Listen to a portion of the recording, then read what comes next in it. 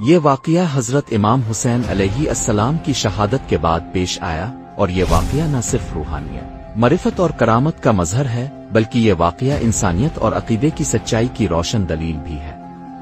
پس منظر جب حضرت امام حسین علیہ السلام کو کربلا کے میدان میں شہید کیا گیا تو یزیدی فوج نے ظلم کی انتہا کرتے ہوئے آپ کا سر مبارک جسم سے جدا کر دیا۔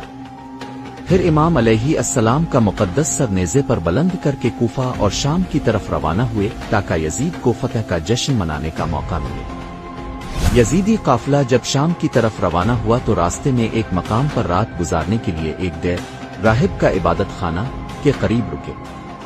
راہب کا کردار راہب ایک نصرانی عیسائی بزرگ تھا جو تنہائی میں عبادت کرتا تھا۔ وہ علم، عبادت اور روحانیت میں بہت بلند مقام پر فائز تھا۔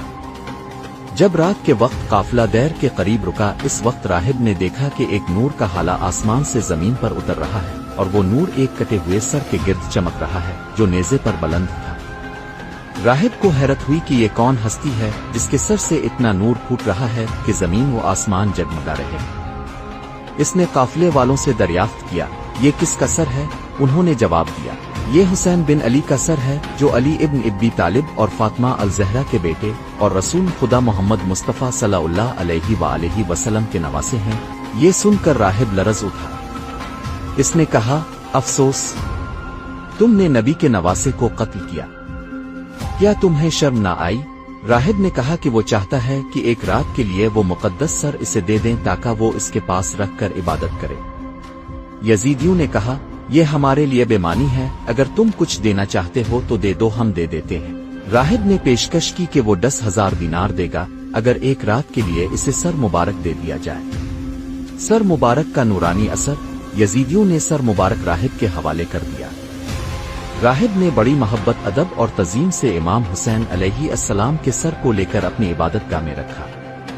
ساری رات وہ سر کے قریب بیٹھ کر عبادت کرتا رہا اور نور کی چمک سے اس کا دل سکون میں ڈوبا رہا۔ رات کے وقت راہب نے خواب دیکھا کہ آسمان سے نور کے جھرمٹ میں نبی اکرم صلی اللہ علیہ وآلہ وسلم تشریف لائے اور فرمائے، اے راہب، تاب نے میرے نواسے کی عظمت کو پہچانا اور اس کی حرمت کی حفاظت کی۔ تاب نے وہ کام کیا جو امت مسلمہ نہ کر سکی۔ یہ خواب دیکھنے کے بعد راہب کی آنکھ کھلی تو اس کی روح میں عجیب سکون اور محبت کا احساس تھا۔